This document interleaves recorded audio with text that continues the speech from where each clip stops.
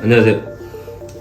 자, 오늘 몰카에 대해서 한번 얘기해 볼게요. 몰카. 일반인들 다 몰카라고 알고 있죠. 버드법의 처벌 규정을 두고 있냐면요. 성폭력 범죄 처벌 등에 관한 특례법에서 카메라 등 이용 촬영으로 처벌을 하고 있습니다. 그래서 일반적으로 이제 몰카라고 하면 이제 전혀 모르는 사람한테 촬영하는 경우도 있고, 그 다음에 서로 아는 사이에서 촬영하는 경우들도 있고요.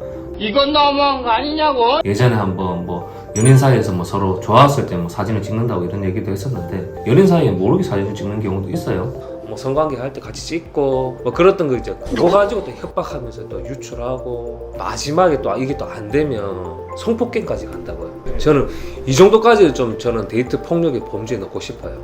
꼭 모르게 찍는 경우가 있단 말이에요.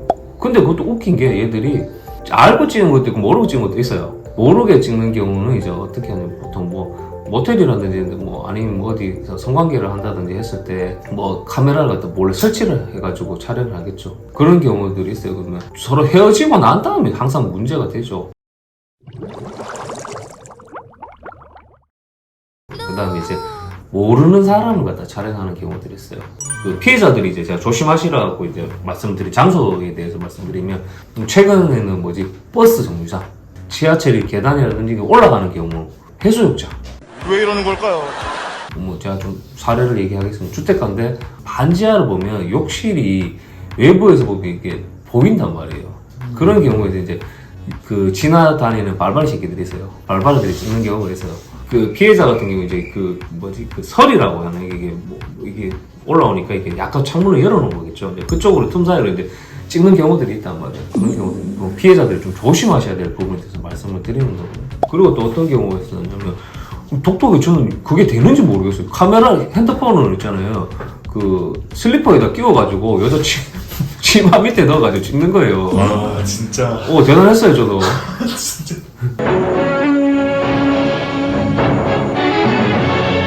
제가 정말 이제 하기 싫었던 사건이 뭐냐면요. 제가 나는 이런 사람 변호해주기 싫었다. 네, 그 사건이 조금 짜증이 났던 사건이었어요. 제가 사건을 갖다가 저한테 이제 좀 도움을 주시는 분들이 있어요. 일명이 무보수 사무장이라고 그러죠.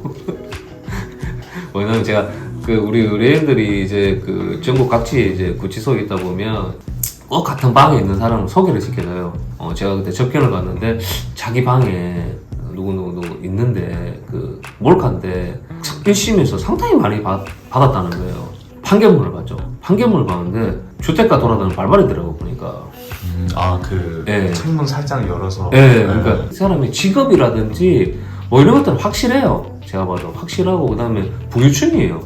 그리고 어느 정도 살고 배운 것도 많아요. 사회적 지위가 어느 정도. 네, 그리고 과연 이 사람이 이런 걸 했을까라는 생각이 들었던 거죠. 근데 알고 보니까 이 사람이 3년 정도를 갔다가 그 지역 주택가를 돌아다닌 거예요. 와. 처음에 되게 저한테 이렇게 정중하게 얘기도 하고 하는데, 그때 저는 이제 판결문을 읽어보고 있었겠죠. 근데 판결문을 계속 읽는 순간 저는 이제 짜증이 나는 거죠. 자기 사회적 지위에 대해서도 좀 얘기를 하는 경향이 있었고요. 이 사람이 과연 반성을 하고 있는 건가라는 생각이 먼저 들었었어요. 그러면 그냥 좋은 변호사 선임하라고 하면서 제가 끝냈던 경우가 있었던데, 이런 발발이들 조심하셔야 되고요. 실제 이제 촬영을 하시는 분들 있잖아요. 그 순간의 짜릿함이라든지 그런 것 때문에 찍으시는 것 같긴 한데, 그분들은 꼭 이걸로 이제 처벌을 받으셨으면 다시는 안 하셔야 될 거 아니에요. 그러면 저는 꼭 권하는 게 치료를 받는 거를 꼭 권유를 해요. 정신과적인 치료를 받으셔야 돼요. 왜냐하면 가해자 가족들이 이제 생각하는 게 좀 다르단 말이에요. 학생이었는데 학생이 이제 어떤 이런 일을 한 거예요. 했으니까 엄마가 이해를 못 보는 거예요. 내 자식은 이런 애가 아니라고 생각하는 거죠. 가족들이 제가 봤을 때 느꼈을 배신감이라든지 충격은 저는 이로 표현할 수가 없었을 것 같아요. 왜냐하면 정말 멀쩡한 사람들이었거든요. 머리에 몰카범이라고 찍고 다니는 거 아니잖아요, 얼굴에. 그건 어느 정도 병이란 말이에요.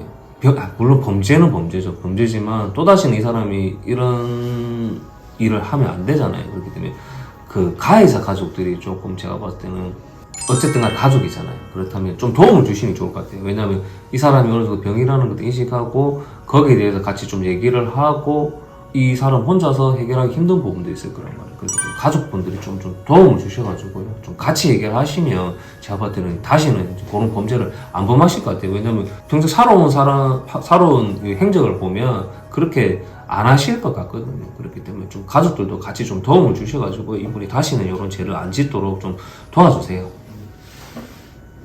감사합니다. 촬영 끝나서 하는 얘기인데 저희 어머니가 그 뉴스를 보고 이제 뭐 몰카범죄 나오는 그런 게 있잖아요. 보고 저기서 어떻게 성욕을 느끼냐 그래서 뒤에서 아버지가 쟤네들 정상이 아니야 다 정신병원 쳐넣어야 돼